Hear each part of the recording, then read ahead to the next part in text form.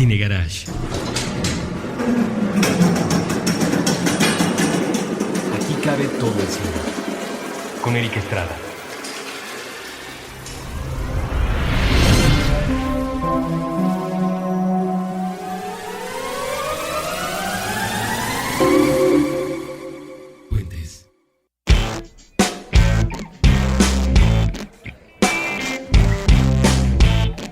Las mil y una noches, Adán y Eva, el casi total abandono de Detroit, Fausto, Watson, Caligari, Doctor Strangelove, el de Kubrick, claro. Círculos que atrapan sin dolor como los círculos de los vinilos, placenteros pero enteramente físicos.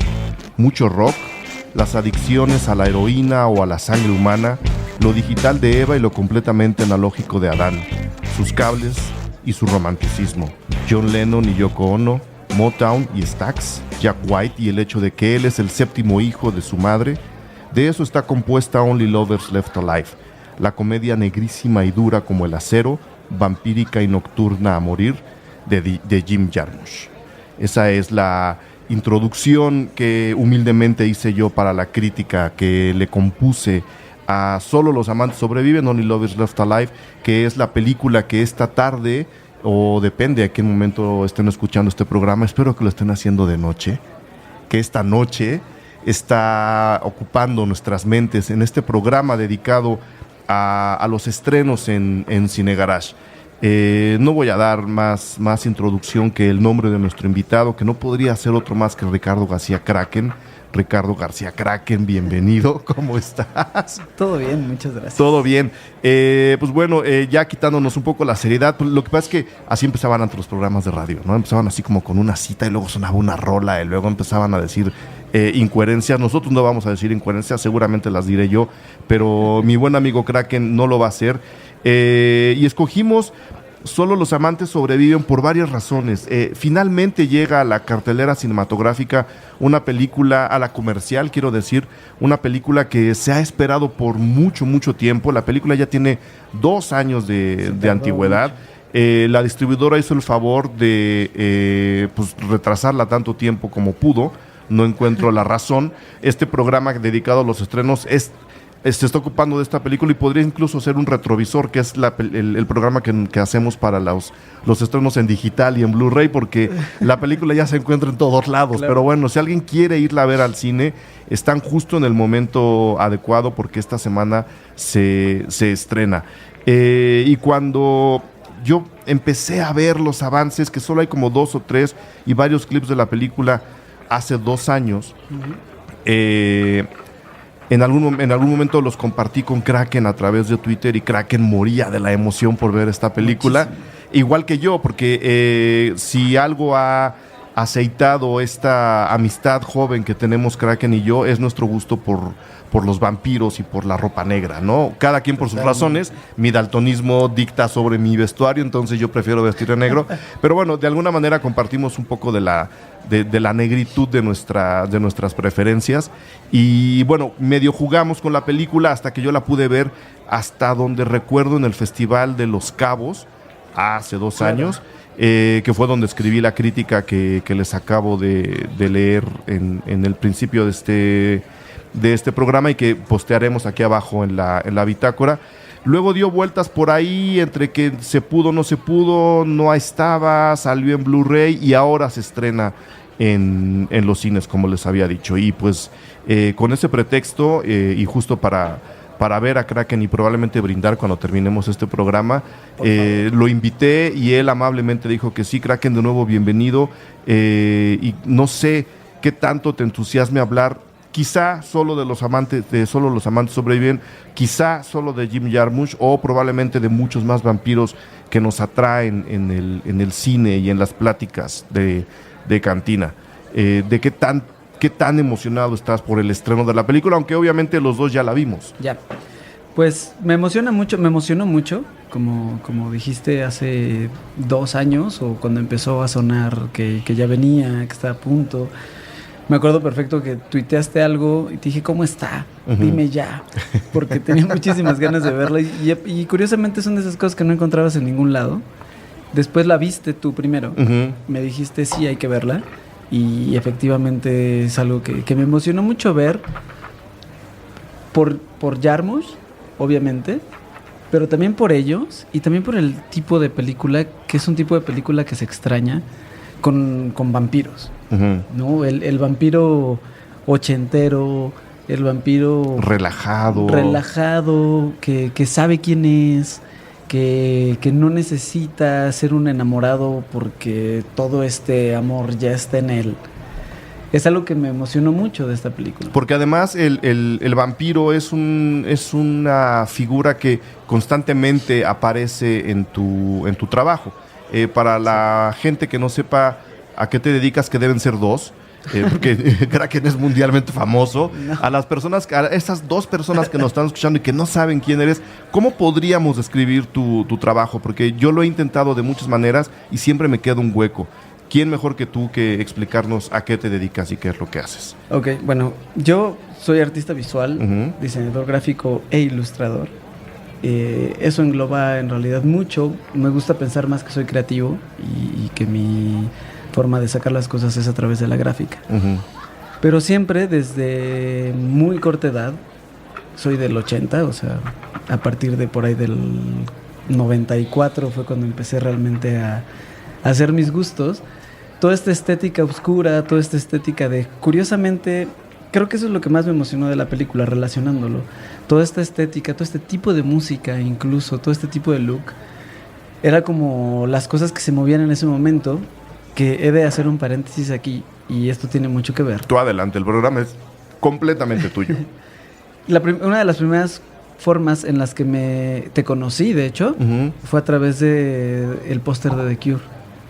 Claro, de cuando The Cure vino a tocar hace 3 años. 3 años, sí. Yo hice un póster para The Cure, sí. No fue el oficial, porque no hubo una cosa ahí muy rara y no fue el oficial. Alguien no quiso firmar, digamos, ¿no?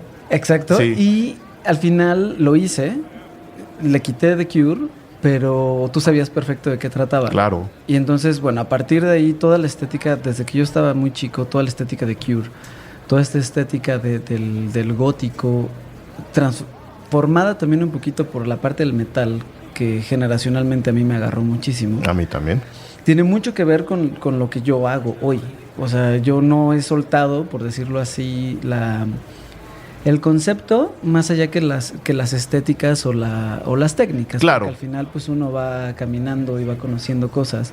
Y vas desarrollando tu estilo, además. Y vas desarrollando estilo, aunque curiosamente cada vez es más análogo y cada vez es un poquito más romántico. Tu estilo. Sí, total. Sí, o sea, sí. Me he despegado mucho de la computadora. Me encanta la serigrafía, me encanta hacer cosas de tinta, me encanta hacer todo eso.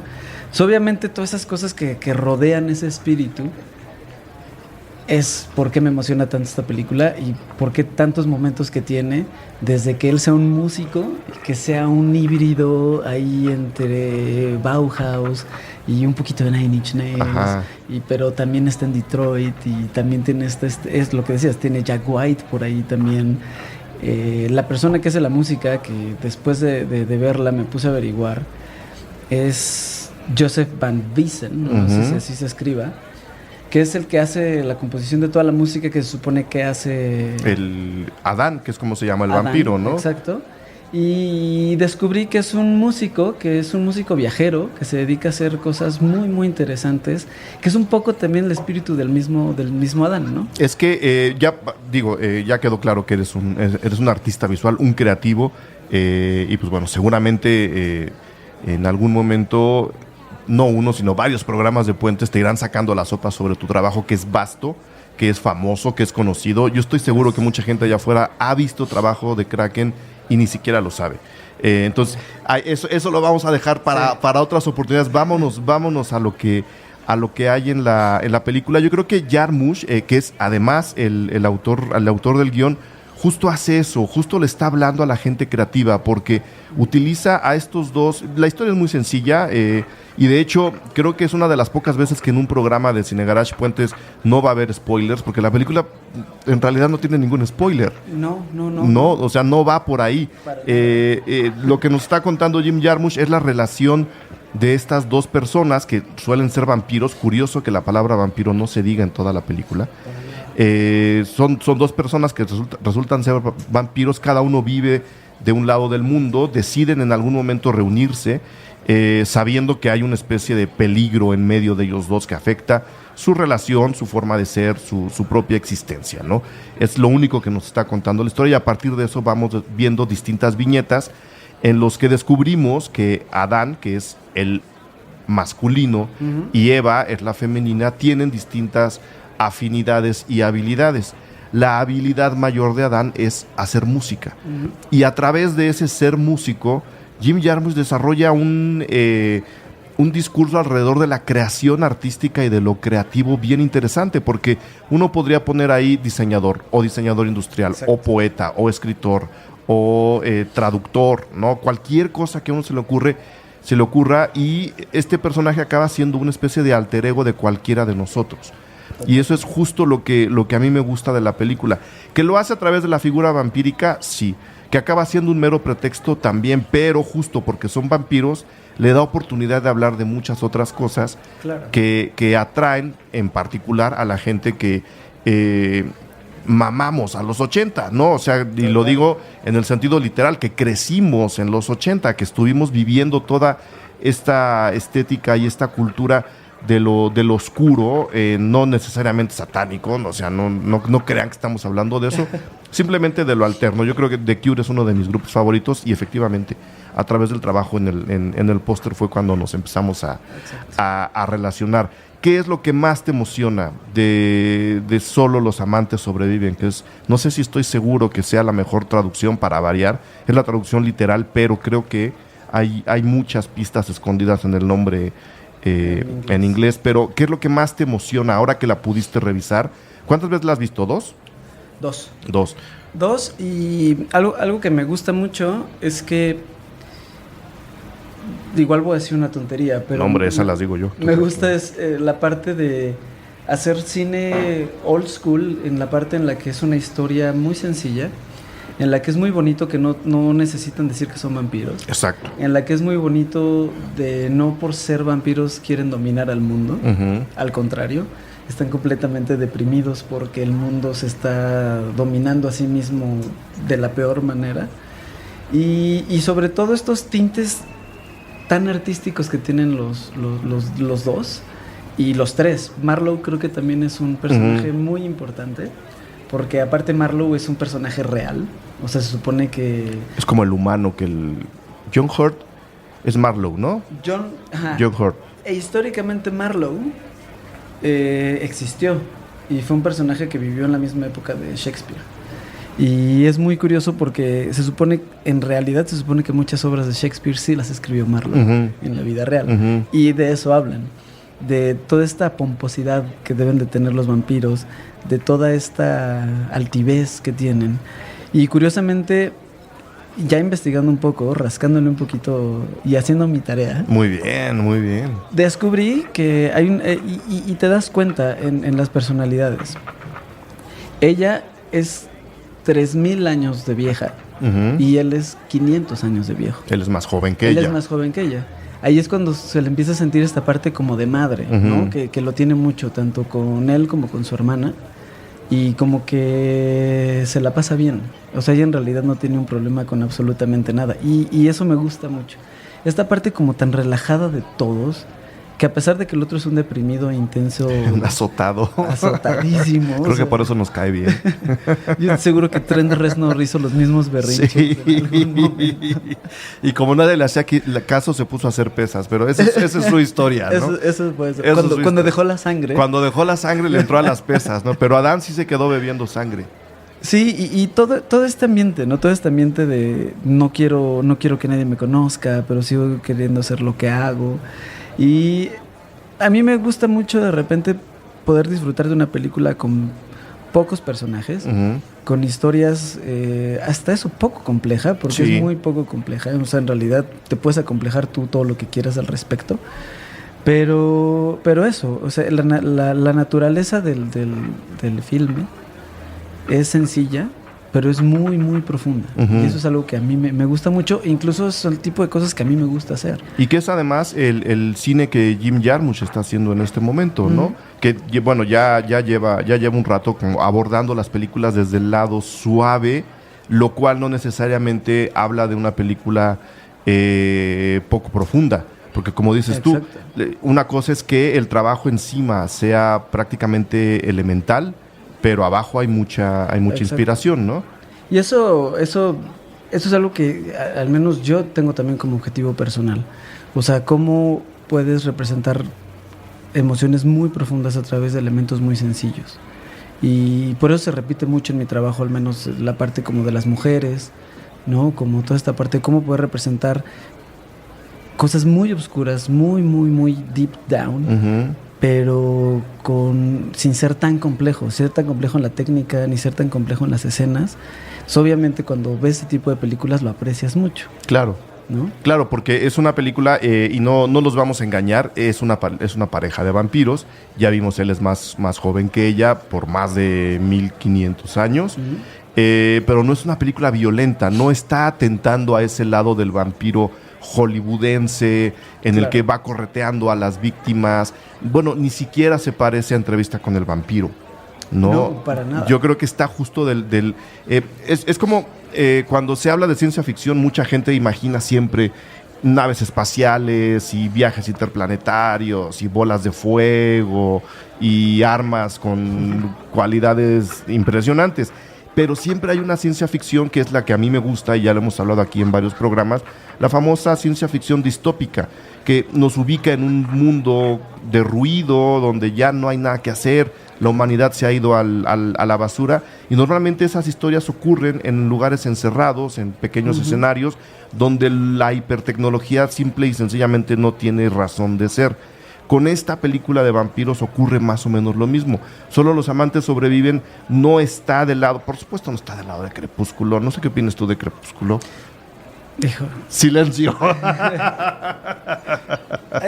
Ahí lo dejamos. No está ahí, pero tampoco está aunque al rato haré un comentario al respecto, tampoco está del lado de Inframundo, ni de Blade, No. ni de estos vampiros extravagantes donde llueve sangre y vísceras. Está más del lado de otras películas mucho más relajadas, mucho más contenidas, que están hablando, curiosamente, de lo humano, de los miedos humanos y de las motivaciones humanas, que es justo para lo que sirve el cine de terror, que para mayores señas también podríamos encajar esta película dentro del cine del terror, no porque nos vayamos a espantar, sino porque está hablando de pulsiones que muchos consideran negativas y a través de las cuales estos personajes completamente benévolos, completamente relajados, sacan a flote para hacer lo mejor de ellos mismos, que es una cosa que a mí me entusiasma mucho del primer cine de terror, ese cine de terror que está muy muy pegado al expresionismo alemán. Estoy hablando de los 28-30 en Alemania.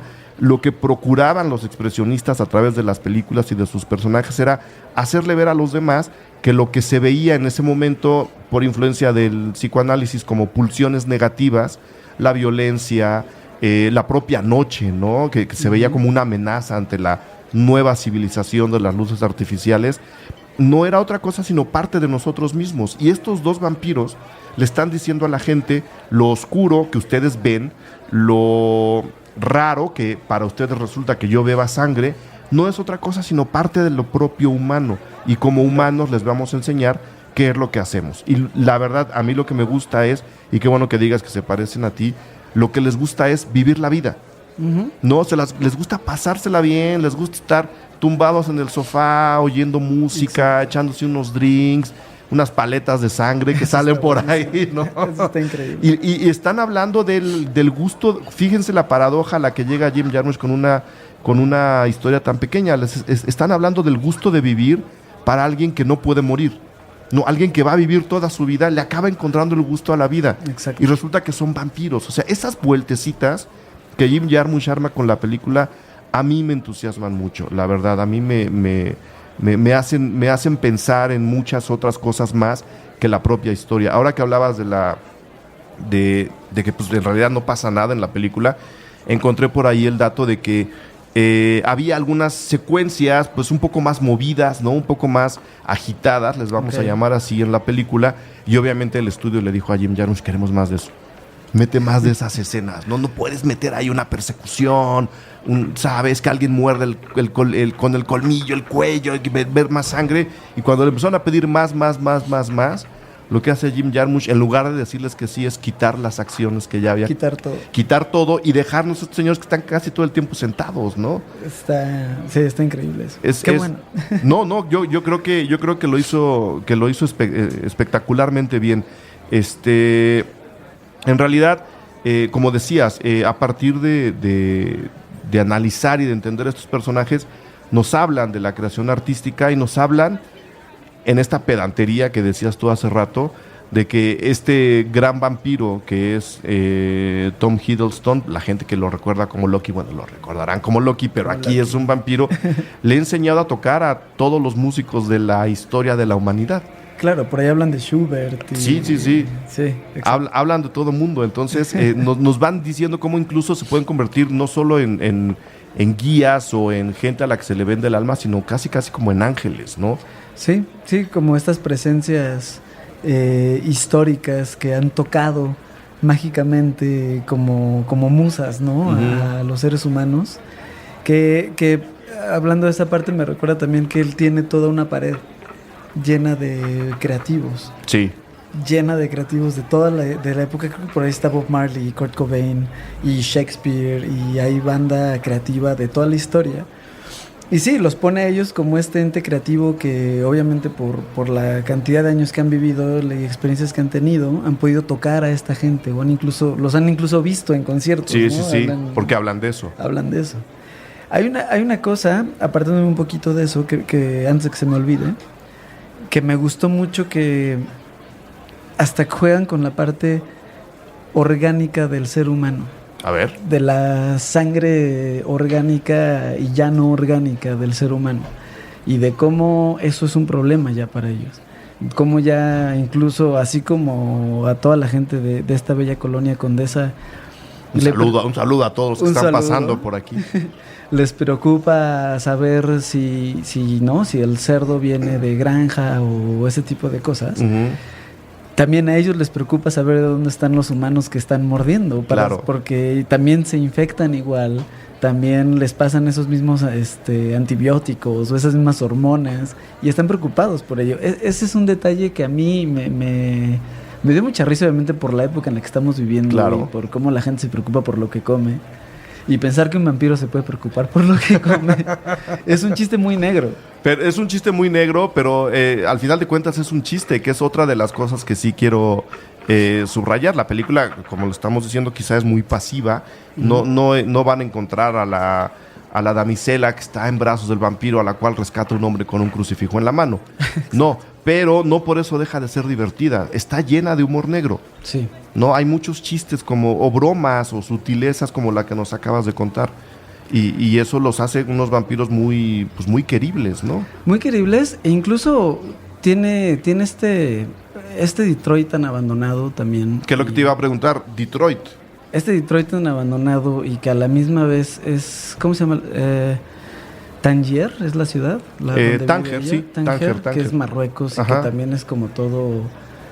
Pues medio apocalíptico, yo también, le diría. Los dos están viviendo en mundos apocalípticos muy separados. El mundo apocalíptico del viejo mundo y el apocalíptico de este lado del charco. Uh-huh. También ni siquiera te permite saber exactamente de qué época están hablando. Y eso es algo que se agradece, digo, a pesar de lo de Jack White. Sí, claro, que sabes más o menos que es contemporáneo. Que sabes por dónde está. Pero no está fechada la película, podría ocurrir en cualquier siglo. Pudo haber ocurrido en 20 años uh-huh. o en el 80. Uh-huh. Pero eso a mí también es algo que creo que en general en las obras y en las películas seguramente es algo que se agradece mucho, cuando no puedes decir exactamente en qué año pasan las cosas. Eso, porque es trascendente.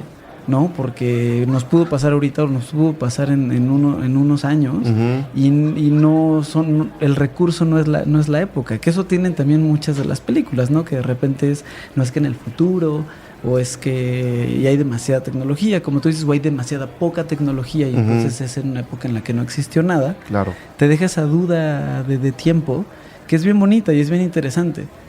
No le tengan miedo a las dudas, muchachos. Muchas películas, es que luego la gente quiere o está acostumbrada por muchas películas justo a que se les explique todo lo que ocurre en la historia. No, hay muchas películas como esta que amablemente nos siembran muchas dudas. Claro. Y esas dudas sirven justo para irse a una cantina después de la película a platicar y a ver, tratar de resolver la duda. Claro, ¿no? y qué bonito también poder seguirte explicando ciertas realidades a partir de la tuya, ¿no? A partir de lo que tú has vivido y a través de eso poderte dar respuestas a ti mismo. A ti y a lo mismo. mejor a las dos personas que tienes a los lados y decir, no, yo creo que bla, pero porque así lo viviste y porque según tú así deberían de pasar las cosas. Y qué bonito es que las cosas sean así, como los libros en que tú decidías el final. Claro, sí, que decías, no, ahora salte usted al capítulo 8 y ibas para el capítulo 8. No, mejor no. Ahorita hablamos de Detroit porque sí me gustaría contextualizar la ciudad y por qué, por qué probablemente, estoy diciendo, Jim Jarmusch mete ahí a su personaje masculino y nos deja en Tánger, que es también una ciudad muy parecida al personaje femenino. Nada más que tenemos en el primer corte del programa, pero ahorita venimos y hablamos de Detroit, que es donde ocurre la mayor parte de la no acción de la película. Perfecto.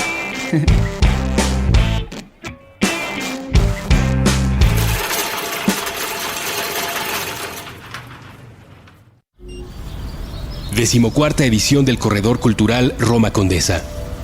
18 y 19 de abril. Gastronomía, diseño, moda, teatro, actividades para niños. Un taller de origami en el Museo del Objeto. Muralismo en el Jardín Pushkin. Una ruta de cócteles. Tiendas grandes y pequeñas. Espacios públicos y privados. Global y local condensados en el espacio de 2 colonias. 14ª edición del Corredor Cultural Roma Condesa. Sábado 18 y domingo 19 de abril. Puentes.me.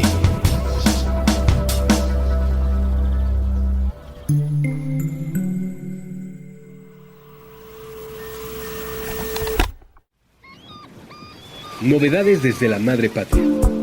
De Ultramar. Con John. Nuevo episodio todos los viernes a la 1 de la tarde. Puentes.me. El camino que no conocías hasta que te decidiste a andarlo. Puentes.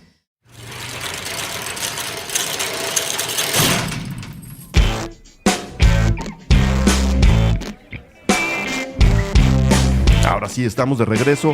Detroit, mi estimado Kraken.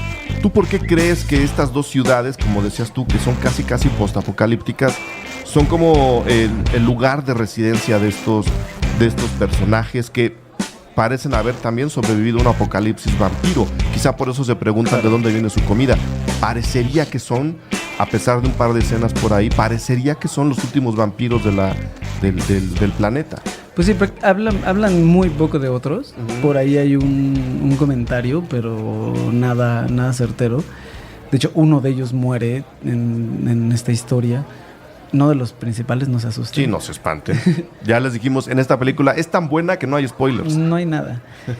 Y hablando concretamente de Detroit, pues creo que no hay el día de hoy una ciudad más significativa de que el capitalismo gringo está muriendo como Detroit. Como Detroit. ¿No? Esta ciudad parcialmente abandonada después de todo el truene de la industria del carro, ¿no? Y de la cultura del petróleo. Se muere todo eso, toda la gente se tiene que ir porque no hay absolutamente nada que hacer, no hay de dónde sacar comida. Y pues es un símbolo increíble, ¿no? Es un símbolo de... No es el vamos a contraponerlo otra vez contra otros vampiros de otras cosas, que no es el vampiro que tiene el departamento gigantesco en Manhattan, ¿no? Este poder que normalmente les dan, que a pesar de que tampoco es que sean pobres, pero tampoco son estos magnates... Sí, no. que tienen, ¿no? Están enfrente no sé, en Madison. Sí, porque además muchas veces el vampiro ha servido para ejemplificar justo a estos grandes magnates que viven del trabajo de los demás. Exacto. Solamente traficando con dinero, ¿no? Tal cual. Estos no, estos viven en Detroit. Estos viven en Detroit, no están mal, pero tampoco, o sea, simplemente gastan en lo que quieren y en lo que les gustan y en sus gustos extrañísimos. Ujú.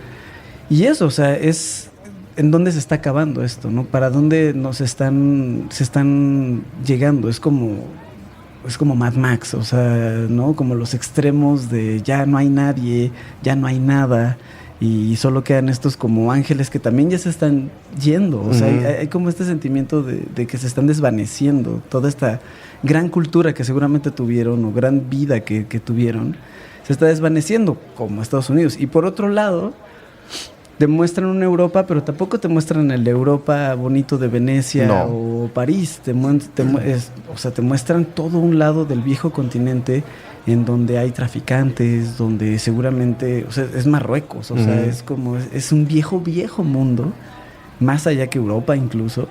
Sí, pues lo que era Tánger, la promesa de la Europa en África, ¿no? Es otra promesa rota. Entonces, yo creo que es eso, pero lo que me gusta pensar es que más que solamente hay puro abandono, es que en realidad hay mucha sabiduría de ellos, de vivir en lugares tranquilos y de vivir en lugares en los que no está como el main, ¿no? Esa es la parte que a mí que me gusta deducir al respecto, de no están ni en Manhattan ni en París, pues porque quieren vivir tranquilos, porque están les corresponde por lo oscuro, les corresponde por lo abandonado, pero también les corresponde por no estar como en donde están todos, donde están todos muriendo de alguna forma. Además, sí. Sí, y se acaban convirtiendo y lo decías tú hace rato, se acaban convirtiendo en esta cultura del pasado en donde se vivía de una manera más relajada, donde no queríamos tenerlo todo el tiempo y tan rápido, donde las cosas iban despacio, ¿no? Donde la inmediatez de la música incluso no era como la que conocemos ahora, ¿no? Este personaje le gusta tener sus discos de vinil y ponerlos y esperar a que la aguja baje y rasgue el surco y llegue al final de la canción. O sea, están viviendo en otro tiempo y justo por eso también se convierten en el ejemplo de esta otra cultura que estamos olvidando, porque así como el mundo olvidó a Detroit y le jugó una muy mala pasada diciendo, pues, la cultura del petróleo se acabó, a ver qué hacen ustedes con la ciudad. Creo que el mundo entero le dio la vuelta, la espalda a la ciudad. También se le estamos dando a este modo de vivir en el que las cosas no tenían que ser como creemos que tienen que ser ahora. Claro. Y yo creo que ahí es donde está el comentario político de la película de Jim Jarmusch, muy sutil, muy relajado, pero nos está diciendo, señores, la vida es más sencilla, la vida no necesita todo lo que tenemos, ni debemos tener todo lo que podemos ver en este momento. Este capitalismo voraz que nos está consumiendo es el verdadero vampiro. Estos son unos artistas. Total. ¿No? De hecho, es muy bonito cómo se refieren a los humanos, que son zombies, ¿no? Y sí, o sea, en realidad... Esa palabra sí la dicen, ¿verdad? Sí. Zombies. Los humanos son unos Los humanos son zombies. Y de hecho, hay una parte que la hermana vive en Los Ángeles. Y él dice, vives en la central de los zombies. Sí, de los zombies, en Zombieland, tal cual, ¿no? Y sí, o sea, yo creo que en general, bueno, a mí este ambiente relajado de la película es un ambiente que yo en lo particular intento vivir también, ¿no? Claro. O sea, como dejar, tanto en mi arte como ¿Tienes coche, en mi vida Krake? normal, no. Fíjate, yo tampoco. Desde hace un buen rato, desde hace como 5 años. Yo tengo 15 años de no tener coche. Sí, no, y no lo necesito. No. Se podría necesitar en algunos momentos, pero es como, bueno, hay muchas maneras de solucionarlo. Estamos en el Distrito Federal. Además, ¿no? Hay muchas formas de cómo solucionarlo. Y también, poco a poco vas buscando la forma en la que tu trabajo esté cerca de tu casa, cerca de las cosas que tienes que hacer. Si al fin de semana te quieres ir a no sé dónde, pues ya en una de esas te organizas con alguien o hay formas. Pero vivir tranquilo es bonito. Y también... refiriéndome a eso y a lo que decías muy al principio, sí vean esta película en el cine por lo mismo, por esta vieja creencia de ir y sentarte y ver una pantalla grande y echarte unas palomitas. Claro, Es justo a lo que nos están invitando la película. Es el ritual, ¿no? Yo creo que son rituales. Y que tengamos rituales no está mal, ¿no? Tanto para comer como para... Yo me acuerdo perfecto una vez que estábamos platicando tú y yo y me dijiste, yo me siento a comer y necesito tener mi cerveza ahí. Claro.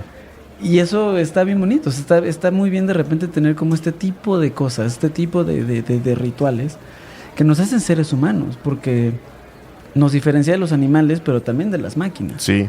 ¿No?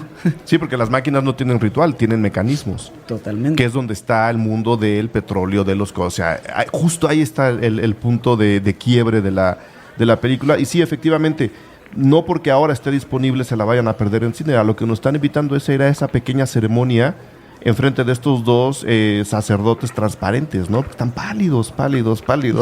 Yo creo que ahí lo hicieron muy bien. Para dar más pistas de lo que es la película, pues bueno, no sé si sea necesario explicarle a la gente quién es Jim Jarmusch. O sé que no todo el mundo lo conoce, pero estoy seguro que han visto por lo menos una película. Yo estuve tratando porque no pude, de sacar, y así están en mis apuntes, películas memorables de Jim Jarmusch. Son todas. Ahí te van. Down by Law del 86. Y voy en orden, estoy omitiendo sus cortometrajes y algunos trabajos que hizo para televisión. Saqué solo los largometrajes. Okay. Down by Law, que creo que se llamó Bajo la Ley en México. No Mystery Train, que creo que se llamó el Tren del Misterio del 89. Sí. Una película también por capítulos donde se van uniendo tres historias. Bueno, se unen en espíritu tres historias que no tienen nada que ver. Igual que Noche en la Tierra, la película de los taxistas. Que es divertidísima. Luego está Hombre Muerto, Deadman, con Johnny Depp. De mis favoritas. Uno de los mejores no westerns que he visto yo en mi vida, ¿no? Porque es una maravilla. Yo amo esa película. Y es que esa es la esencia de él. Por eso esperas películas de él. Por ese tipo de películas. Y por eso el no western. Es un no western porque ocurre en el oeste. Tiene todos los elementos para que sea una película western, pero no lo es. Se la pasan todo el tiempo en una canoa. Sí, no, y aparte los maquillajes, no, sí, yo creo que voy a decir una cosa que seguramente va a estar mal, porque aparte yo soy muy, muy, muy fan de Tim Burton. Ajá. Pero creo que es la película que Tim Burton quiso hacer durante mucho tiempo. Y no se le ocurrió así. Y no se le ocurrió así. Pero, o sea, sí ha contado esa historia, pero no así. Pero no así. Ajá. Y le faltó esa malicia que Jim Jarmusch la tiene, se la siente. ¿No? Sí, es un director con un ojo crítico más certero que el de Tim Burton. Tim Burton tiene mucho ojo crítico. Ahí está Edward Scissorhands, por ejemplo. Claro. Pero esta fantasía que se le viene encima siempre le acaba maquillando justo ese punto crítico. No es que no lo tenga. Jim Jarmusch no la tiene. Jim Jarmusch es mucho más plano, ¿no? Es más limpio, claro, en su discurso. Pues bueno, Deadman del 85, Ghost Dog, que en México se llamó El Camino del Samurái del 99, que es lo mismo, pero en versión sicario, casi, ¿no? Sí. Coffee and Cigarettes del 2003, luego ahí hay dos tropezones y ya tenemos Only Lovers Left Alive, ¿no? Que, insisto, es como decir qué películas en realidad tiene Jim Jarmusch memorables. Todas. Podríamos decir que es uno de los pocos directores que puede presumir tener una filmografía invicta. Claro, es muy curioso digo, ahorita, no es curioso en realidad, pero ahorita más bien que recuerdas Coffee and Cigarettes, el diálogo prácticamente de ellos dos podría ser un diálogo de Coffee and Cigarettes, pero sin falla. O sea, es como si los sentaras a los actores o a estos vampiros y tuvieran este tipo de diálogo que tienen en ese mismo tipo de película y no lo sentiría absolutamente nada raro, ¿no? Claro, Coffee and Cigarettes, para la gente que no la conozca, es justo eso. El registro ante una cámara que no está escondida ni nada, o sea, ellos saben que está ahí, en una mesa de una cafetería donde hay café y cigarros, cuando se podía fumar en los interiores de los sitios, con personajes sobresalientes, ¿no? Puede haber un actor y un músico, o dos músicos, o dos actores, y la película va sucediendo justo a partir de estas pláticas. Total. Que pueden llegar a algún punto muy claro o pueden divagar en el universo, nada, sí. a la nada, que es parte, una vez más, del ser humano. Total. Podemos divagar y tenemos derecho a divagar. Pues bueno, ese es Jim Jarmusch. Nada más para volverte a contextualizar la película, que era también uno de los motivos por los que yo quería mucho verla cuando se anunció el estreno. La película fue parte de la selección oficial de Cannes del 2013. Okay. Si yo te digo las películas con las que estuvo compitiendo, no lo vas a creer. O sea, con las que peleaba la Palma de Oro. Ese año la Palma de Oro la ganó La vida de Adele o Blue is the Warmest Color, una película muy intensa de Abdelatif Cachiche, muy prendida, gigantesca, ¿no? La película dura 2 horas y media. Es como todo lo contrario a esta película que va mucho al grano. Esa fue la película que ganó la Palma de Oro. Enfrente tenemos, y pueden revisar incluso la lista con las nominadas al Oscar del mismo año, y van a encontrar muchos parecidos. Only God Forgives, de Nicholas Winding Refn, que a mí me pareció espantosa. No sé si a ti te gustó. La de Solo Dios perdona. Hazlo, no lo hagas. Okay. Quédate como estás, sé feliz, sigue siendo un artista decente, porque este señor perdió la brújula durísimo. Estaba Venus in Fur, de Roman Polanski, Inside Llewyn Davis, de los hermanos Coen, que a mí me gusta mucho, es muy parecida además a Only Lovers Left Alive. Borgman, que es avasalladora. No sé si has visto Borgman, búscala, es avasalladora. Es uno de los thrillers más violentos que he visto yo en mi vida. Wow. La recomiendo mucho, Borgman, de Alex Van Vammerdam. Estaba La gran belleza, de Paolo Sorrentino, que acabó ganando el Oscar. Behind the Candelabra, de Steven Soderbergh.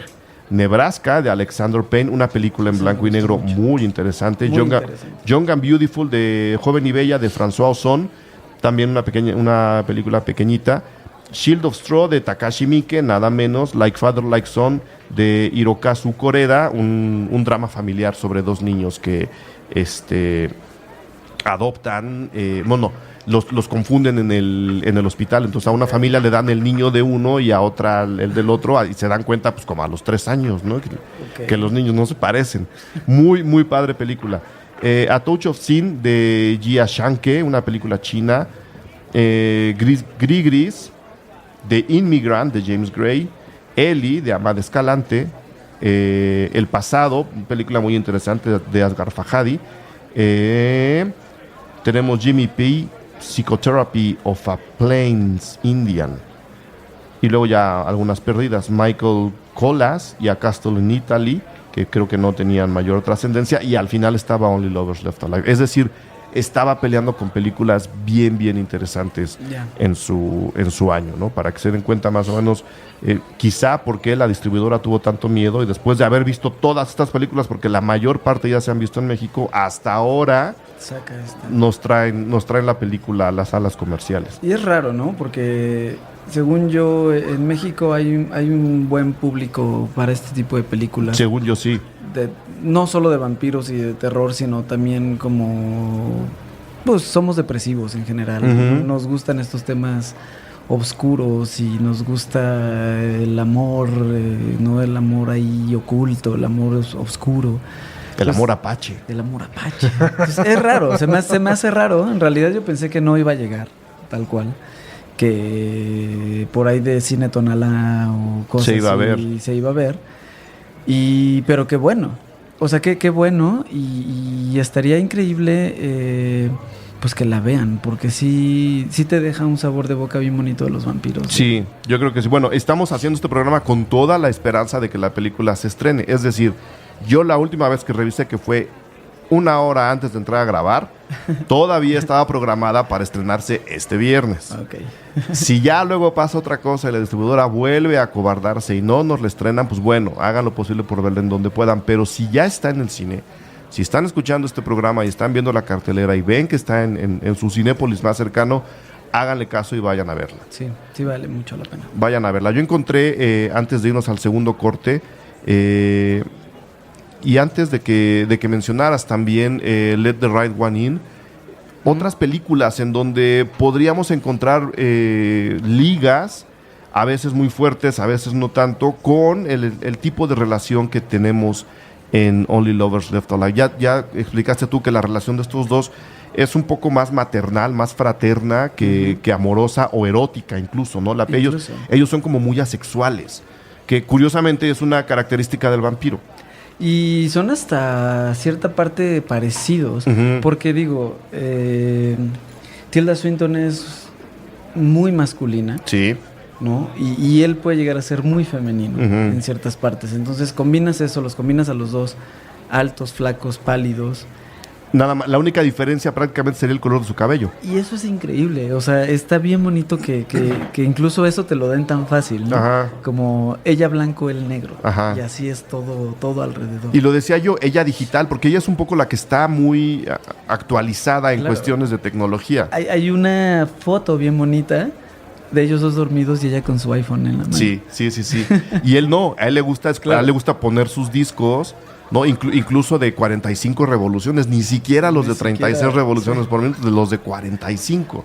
No, ahí están como divididos para darnos un rango más abierto de sus diferencias, que es justo al final de cuentas lo que los une, lo que son que sean tan diferentes. Antes de irnos al corte y habiendo mencionado Déjame entrar, que es como se llama la película en México, las dos versiones. Lo que quiero dejar es esta lista que armé para tratar de comentar las películas al final. Están las dos versiones de Déjame entrar, la original y la gringa, ¿no? Yo encontré por ahí ligas con El Ansia de Tony Scott. Ok, eso no lo he visto. ¿No has visto El Ansia con David Bowie y Catherine Deneuve? No. No, ahorita te la cuento, después del corte. No es necesariamente mi película favorita, pero pues bueno, hay ahí una especie de relación sobrenatural en inframundo, justo, entre Selene y Michael, que no es vampiro, pero es un humano que se mete ahí al mundo. Y tenemos, por supuesto, el Drácula de Francis Ford Coppola. Entonces, vámonos al corte y regresamos ya para el último jalón de este programa.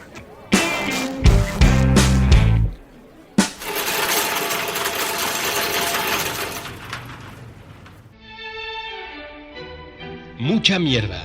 Con Pablo Iván García. Teatro actual en la Ciudad de México. Todos los jueves, nuevo episodio a la 1 de la tarde. Puentes.me. Considerando la minúscula posibilidad de que cuanto sabemos esté mal. Puentes.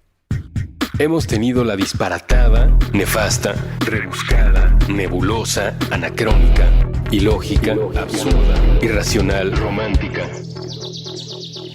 terca, inaudita, arrebatada, necia, infundada, desatinada, indefendible, chocante, inútil, anacrónica, radical, insostenible, inocente idea de que el mundo puede ser diferente. Puentes.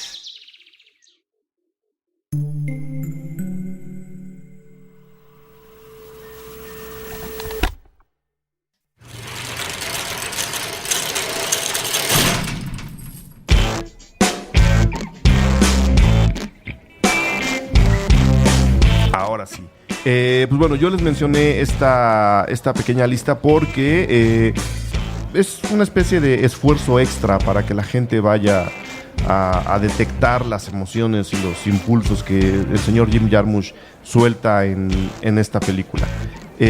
Tú habías hablado al principio de Déjame entrar, Let the Right One In, se llamó en inglés, aunque ¿qué es la película? ¿Sueca? La sueca es Let the Right One In. Sueca. La gringa es Let Me In. Ah, claro, Let Me In.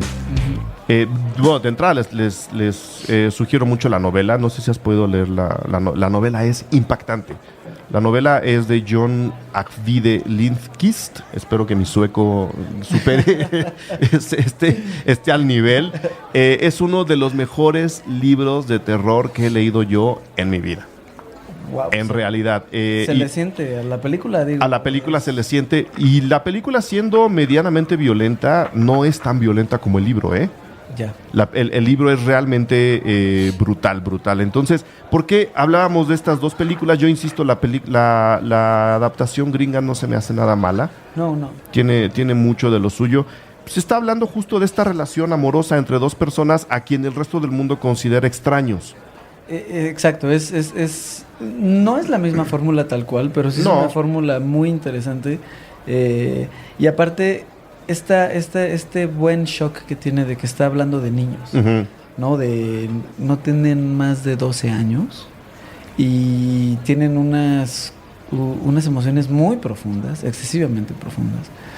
Algo que a mí me gusta mucho es la sutileza con la que manejan la violencia en toda la película.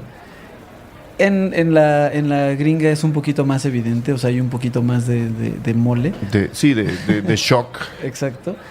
Y en la sueca, pues, te da esta cosa que a mí me gustó mucho, digo, que seguramente me pasa por chilango, de sentir de que están en otro mundo. Sí, que está en otro planeta. Están en otro planeta. Todo nevado, todos excesivamente güeros. Sí. No, hay como un ambiente en el que no entiendes al 100% cómo es lo que están viviendo, por qué lo están viviendo. Entiendes perfecto quién es ella, quién es él, qué tipo de niño es él, qué tipo de mujer es ella, y quién es quién, ¿no? Que también hay bien poquitos personajes. Sí. ¿No? Fuera sí. de... Hay personajes incluso a los que no les vemos la cara, ¿no? Que es algo bien interesante. Yo creo que hasta donde me acuerdo, y mira que la he visto varias veces y la tengo en copia digital, creo que a la mamá se le ve la cara una vez, a la mamá del niño. Sí, a lo mucho. Y como muy borrosa además, ¿no? Es como un mundo muy infantil. Y ni siquiera se llega a una presencia tan importante la mamá. O sea, está bien contextualizar qué tipo de matrimonio en el que vive el niño, pero en realidad lo importante es qué tipo de niño es. Sí. ¿No? Y cómo le llega este ángel negro, ¿no? A ser como protector, pero también agresor, pero también... Es totalmente lo contrario a lo que pasa en la de Jarmusch, porque en realidad las emociones son mucho más agresivas. Más agresivas. A pesar de que no hay tanta violencia. O sea, la violencia pasa y pasa de la mejor manera que tiene que pasar. Como debe pasar, sí. Y es de mis partes favoritas. Ahí sí no les vamos a adelantar. No, ahí sí hay spoilers, pero no se los vamos a dar porque la película se puede ver. Yo recomiendo, insisto, mucho la novela. Recomiendo también la película gringa que dirige Matt Reeves, que venía de haber hecho Cloverfield.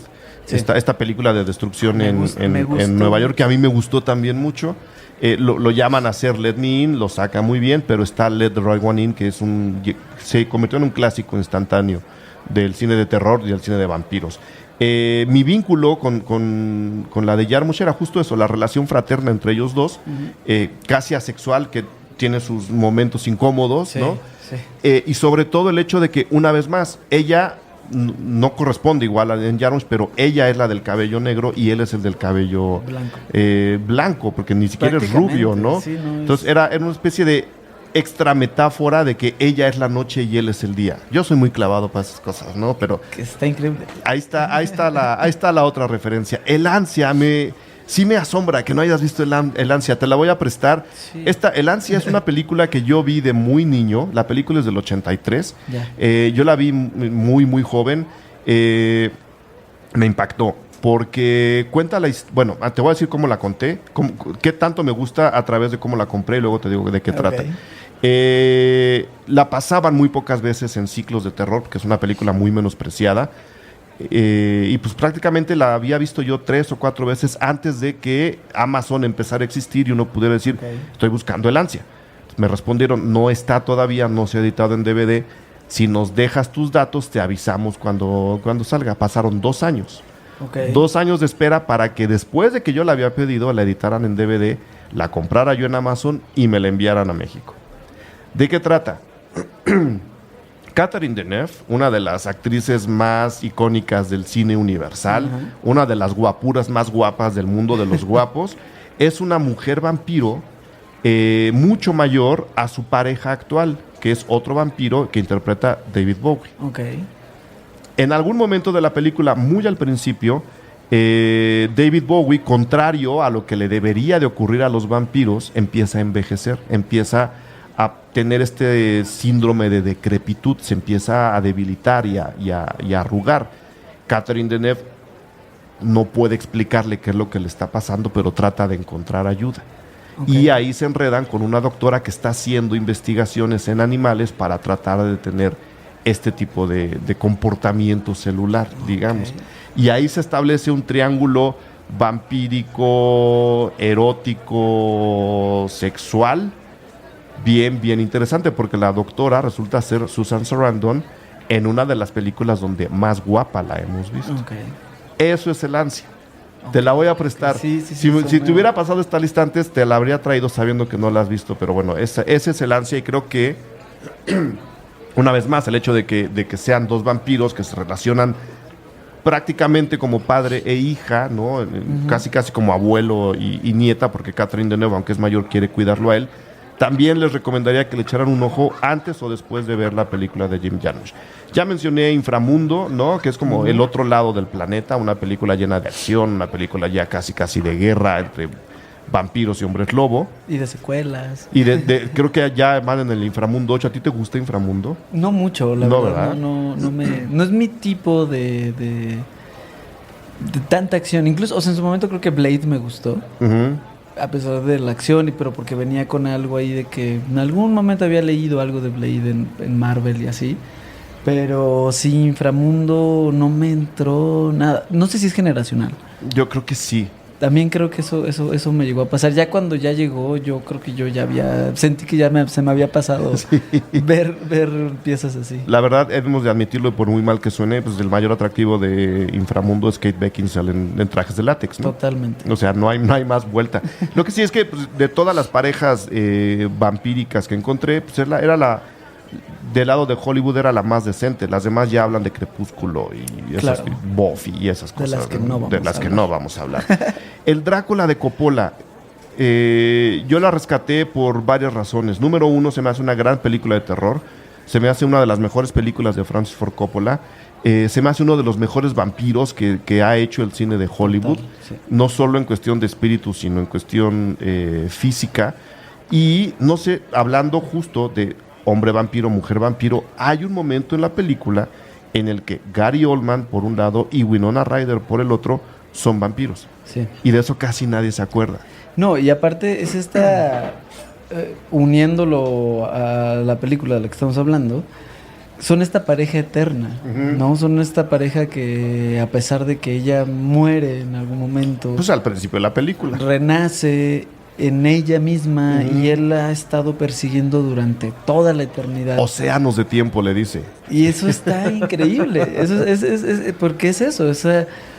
Eso a mí lo que me queda muy claro de todos los monstruos tienen como su referente a algo, ¿no? Los zombies pero en especial el referente vampírico, que es algo bien bonito, es que tiene mucho que ver con estos románticos, hablando de 1800 y tantos, en el que decían que Dios nos había abandonado, en el que el único amor que existía era el carnal, y era todas estas experimentaciones que se hacían con están los existencialistas y ellos son un reflejo de todo eso, ¿no? De ahí viene toda esta parte vampírica tan existencial, tan enamorada, tan dejada, tan... Pues eso, o sea, son como los rockstars originales. Exacto. ¿No? Y eso es lo que refleja bien padre también... La de Jarmusch. La de Jarmusch y la de Coppola también, Las ¿no? dos. Porque toda esta, ¿cómo se llama? La historia, ¿no? La fábula de dónde viene Drácula y que es engañado y que se muere como de Romeo y Julieta. Sí. Pero ensangrentado y... Lanza todo la eso. espada a la Y cruz. sale sangre, Sí. o sea, es así, claro, o sea, es todo y de ahí llegan a una época victoriana en donde está todos estos mitos, ¿no? De dragones y de hombres lobos y eso, las parejas eternas, ¿no? Las parejas y bueno, de la de Coppola es increíble, o sea, a mí muy chiquito haberla visto y decir, wow, o Sí. sea, este es el tipo de películas que a mí me gustan y es el tipo de cosas que me gustan ver. Y en su momento no sabía quién era, pero ya cuando entendí que salía Tom Waits ahí, Ajá. es como, wow. Tom Waits, que hasta donde se sale en Coffee and Cigarettes, Sí. ¿verdad? Sale hablando con Iggy Pop Ujú. en un diálogo muy, muy, muy, muy divertido sobre quién es cada quien. Sí. Y sobre su música y sobre lo que hacen y termina y es muy bueno. Vean Coffee and Cigarettes Sí. de Jim Jarmusch. Vean Drácula de Francis Ford Coppola. Es una gran película que además se acerca al expresionismo alemán del que hablaba yo hace rato. Un poco en espíritu, mucho en estética. No, es una película que le debe muchísimo y que hace un homenaje muy claro al Nosferatu de Murnau, una de las primeras películas de terror que se filmaron en la historia. No sé, si quieren vean Inframundo, ahí anda doña Kate Beckinsale y su guapura. definitivamente tienen que ver El Ansia y definitivamente tienen que ver Déjame Entrar, las dos versiones, y leer el libro. Esas serían nuestras recomendaciones antes o después de ver Solo los amantes sobreviven. Totalmente. ¿Algo más que quieras decir, mi estimado Kraken? Bueno, también me gustaría rescatar otra pareja vampírica bonita y que es una historia, aunque un poquito más noventera, es Entrevista con el vampiro. Sí. Que también hay una relación ahí incluso más revuelta porque ella es una niña la mayor parte del tiempo y él ya está grande, pero aún así tienen como esta relación de padre, hija y amantes por el tiempo que han vivido juntos. Hablando de parejas, ¿no? Tiene una estructura mucho más grande y ahorita ya acaba de salir un libro de El Príncipe Lestat. Y es bien bonito. Son este tipo de vampiros noventeros, rockeros, que nada les falta una guitarra, ¿no? Que se agradece mucho ese tipo de cosas, como este tipo de novelas gráficas de Michael Moore o de todas estas estéticas. Andan en esa onda. De Frank Miller, ¿no? Está como muy en todo eso. No, y pues ya metidos en esas, vean Los Boys, Los Muchachos Perdidos. Sí, ¿no? Que hablando de vampiros y de guitarras. Por favor. Vean Los Boys. Yo creo que la mejor comedia. Bueno, no. La mejor comedia de vampiros que he visto yo se llama. La vi el año pasado en el Festival de Los Cabos, curiosamente. Y se llama What We Do in the Shadows. Okay. Y lo que nos está contando es como si ellos mismos se hubieran grabado, ¿no? Como si ellos tuvieran la cámara, el famoso Pietà, el material encontrado. Nos narran la convivencia de 4 vampiros, cada uno de una época diferente. Hay uno que incluso se parece a Nosferatu. Todos son de una época distinta y de un origen diferente. Pero tienen que compartir casa en Nueva Zelanda porque pues, son vampiros. No pueden vivir con nadie más y la crisis los obliga a vivir juntos, ¿no? Eso suena muy Es una comedia, no sabes qué cosa. Ojalá también pueda aparecer pronto en la cartelera mexicana y si no, búsquenla por ahí. What We Do in the Shadows. Se debería llamar Lo que hacemos en las sombras. Sí.